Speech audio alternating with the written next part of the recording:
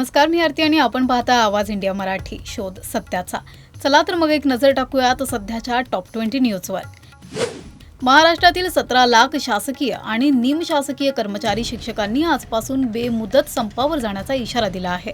जुन्या पेन्शन योजनेच्या पुनर्रचनेची आणि विविध कर्मचाऱ्यांच्या मागण्यांवर लक्ष केंद्रित करत सरकारकडे सुधारित राष्ट्रीय निवृत्ती वेतन आणि कर्मचारी भरतीच्या मागण्या उपस्थित करण्यात आल्या आहेत। या संपामुळे शासकीय कार्यालयात कामकाजावर मोठा परिणाम होण्याची शक्यता आहे। तसेच अधिकारी संघाने देखील या संपाला पाठिंबा दिला आहे। राज्याचे दिवंगत उपमुख्यमंत्री अजित पवार यांच्या निधनानंतर बारामतीतील पोटनिवडणुकीचा प्रचार अंतिम टप्प्यात पोहोचला आहे। आज सुनेत्रा पवार यांच्या प्रचारासाठी सांगता सभा होणार आहे, ज्यात मुख्यमंत्री देवेंद्र फडणवीस, प्रफुल्ल पटेल, सुनील तटकरे, छगन भुजबळ आणि सुप्रिया सुळे यांच्यासह प्रमुख नेत्यांची उपस्थिती राहणार आहे।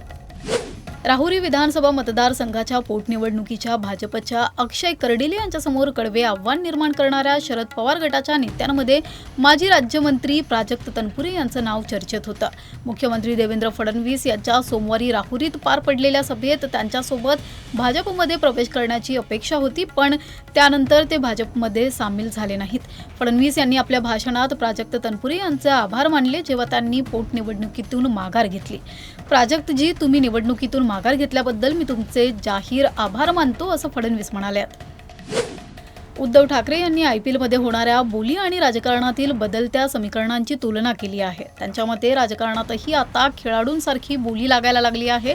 ज्याची बोली अधिक तिकडे खेळाडू जातात, असा चिमटा ठाकरे यांनी राजकारण्यांवर काढलाय। यासोबतच महाराष्ट्रातील मराठी माणसाचा एकवटणारा बाणा कायम राहील असा विश्वास त्यांनी व्यक्त केला।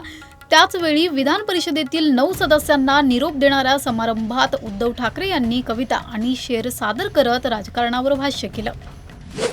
महिला आरक्षण विधेयकावर स्फोटक वक्तव्य करत शिवसेना नेते संजय राऊत यांनी देवेंद्र फडणवीसांवर गंभीर आरोप केला आहे। महिला आरक्षणाचं कोणतंही विधेयक पाडलं नाही असं सांगताना राऊत यांनी फडणवीसांना किती खोटं बोलणार असा सवाल केलाय। त्याशिवाय भाजपच्या गटाने पंतप्रधान मोदींना घालवण्याचा प्रयत्न सुरू असल्याचंही राऊतांनी म्हटलंय आणि फडणवीसांनी विधेयक नीट वाचण्याचा सल्ला राऊतांनी त्यांना दिलाय। भोंदू अशोक खरातवर एसआयटीच्या तपासानंतर ईडीकडून मोठी कारवाई सुरू केली आहे। त्याच्या कोट्यवधींच्या संपत्तीवर तात्पुरती टाच येण्याची शक्यता आहे। आर्थिक गैरव्यवहार, बोगस गुंतवणूक आणि मनी लॉन्ड्रिंग बाबत तपास चालू असून संबंधित बँक खाती सील केली आहेत। विविध ठिकाणी छापे टाकून महत्त्वाची कागदपत्रे जप्त करण्यात आली आहेत। खरातच्या गैरवर्तनामुळे अनेक महिलांचे शोषण झाले असून त्याच्या साम्राज्याला आता सुरुंग लागला आहे। टीसीएसच्या नाशिक युनिटमध्ये एका महिला कर्मचाऱ्याने लैंगिक छळ आणि धर्मांतराचा आरोपांचा धक्कादायक खुलासा केलाय। 2025 मध्ये नोकरीला रुजू झालेल्या या महिला कर्मचाऱ्याने पोलिसांना दिलेल्या शपथपत्रात सांगितलंय की तिच्या सहकाऱ्यांनी तिला अश्लील टोमणे, हिंदू देवतांबद्दल अपमानजनक भाषेत टिप्पणी आणि शारीरिक छळ केला। त्याचबरोबर ट्रेनिंग रूममध्ये कार्यरत असताना एक टीम लीडर तिच्या खासगी आयुष्याबद्दल विचारायचा। या प्रकरणी नाशिक पोलिसांनी 8 जणांना अटक केली असून 9 FIR नोंदवले आहेत। घटनेच्या तपासासाठी विशेष तपास पथक नेमले आहेत। नागपूरमध्ये वंचित मुलांसाठी काम करणाऱ्या एका स्वयंसेवी संस्थेवर धर्मांतर आणि महिलांच्या लैंगिक शोषणाचे गंभीर आरोप समोर आले आहेत। 23 वर्षीय महिलेने तक्रार दाखल केली असून संस्थेतील HR हेड रियाज फाजिल काझी याच्यावर शारीरिक आणि मानसिक शोषण केल्याचे आरोप आहेत। महिला कर्मचारीच्या तक्रारीनुसार आरोपीने तिला असभ्य वर्तनाचे धक्के दिले, तिच्या कुटुंबियांना धमक्या दिल्या आणि इंस्टाग्रामवर फेक ID तयार करून तिचे अनुसरण केले। पोलिसांनी 18 एप्रिल रोजी आरोपी रियाज काझी याला अटक केली असून त्याच्यावर लैंगिक छळ आणि IT ॲक्ट अंतर्गत गुन्हे दाखल केले आहेत। मुंबईजवळील टिटवाळा परिसरात अंमली पदार्थ विरोधी पथकाने मोठ्या ड्रग्ज रॅकेटचा पर्दाफाश केला आहे। रंगीबेरंगी एक्ससी गोळ्यांच्या माध्यमातून तरुणाईला नशेच्या जाळ्यात ओढले जात असल्याचे समोर आले आहे। या प्रकरणात अश्विनी पॉल हिला मुख्य सूत्रधार मानले जात असून तिच्या घरावर छापे टाकून सुमारे 6 कोटी रुपयांचे ड्रग्ज जप्त करण्यात आला आहे।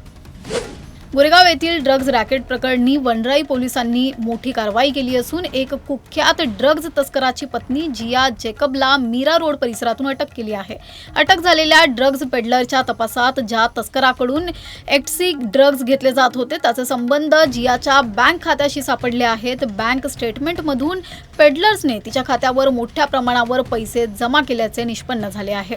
त्यानंतर पोलिसांनी ही कारवाई केली।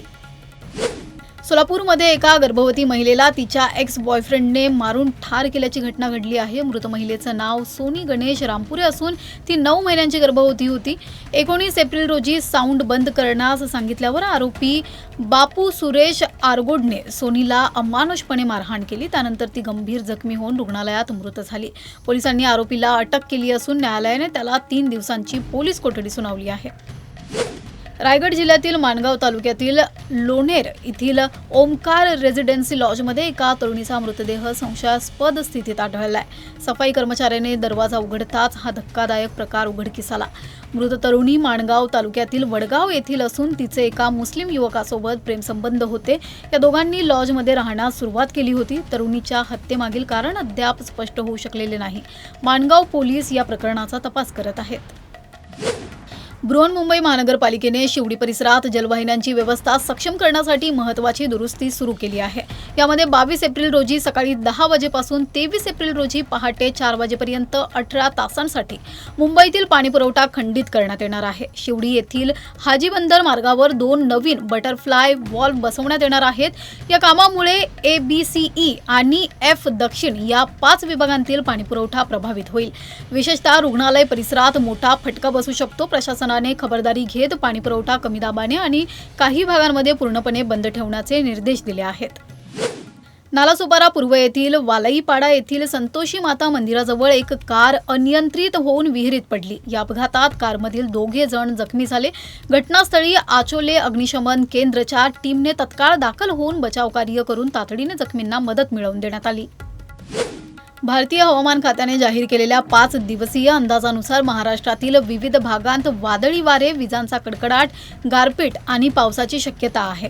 हवामान विभागाने मुंबई उपनगर, पालघर, रायगड आणि ठाणे जिल्ह्यांसाठी सोसाट्याच्या वाऱ्यांसह हलक्या पावसाचा इशारा दिला आहे. यासोबतच मेघगर्जना आणि विजांचा कडकडाट होण्याची शक्यता वर्तवली आहे. यवतमाळमध्येही वादळी वाऱ्यांसह अवकाळी पावसाचा तडाखा, ज्यामुळे काही भागांमध्ये वीज पुरवठा खंडित झाला. यामुळे फळपिकांवर परिणाम होण्याची चिंता व्यक्त केली जात आहे. ऑनलाईन कॅब आणि बाईक टॅक्सी सेवांचा वापर करत असताना व्यक्तींच्या सुरक्षिततेबाबत गंभीर प्रश्न उभे राहिले आहेत. उत्तर प्रदेशातील गाझियाबादमध्ये रॅपिडो सेवेचा वापर करणारी अनुष्का नावाची तरुणीने इंस्टाग्रामवर तिचा भयंकर अनुभव शेअर केलाय. तिने सांगितलंय की राईड पूर्ण झाल्यानंतर संबंधित ड्रायव्हरने तिला पर्सनल आणि आक्षेपार्ह मेसेज पाठवले. अनुष्काने तिच्या इंस्टाग्राम पोस्टमध्ये या मेसेजेसचे स्क्रीनशॉट आणि व्हिडिओसह ही घटना मांडली आहे. अक्षय तृतीया दिवशी स्थिर राहिलेल्या सोन्याच्या दरात आज घट दिसून आली आहे. 24 कॅरेट सोनं प्रति 10 ग्रॅम 10 रुपये स्वस्त झालं असून 22 कॅरेट सोन्याचा दरही कमी झालाय. 2 दिवसांत 500 रुपयांची घट झाली आहे. चांदीच्या दरातही 2 दिवसांनी 100 रुपयांची घट झालेली आहे. इराण आणि अमेरिकेच्या युद्धात मध्यस्थी करण्यासाठी अनेक देश पुढे आले आहेत, परंतु अद्याप यश प्राप्त झालं नाही. रशियाने इराणला मदत करत असल्याचा आरोप अमेरिकेने केला असला तरी आता रशियाने युद्धातील मध्यस्थीचा प्रस्ताव दिला आहे. पाकिस्तानने याआधी मध्यस्थी करण्याचा प्रयत्न केला होता, परंतु त्यांना यश आलं नाही.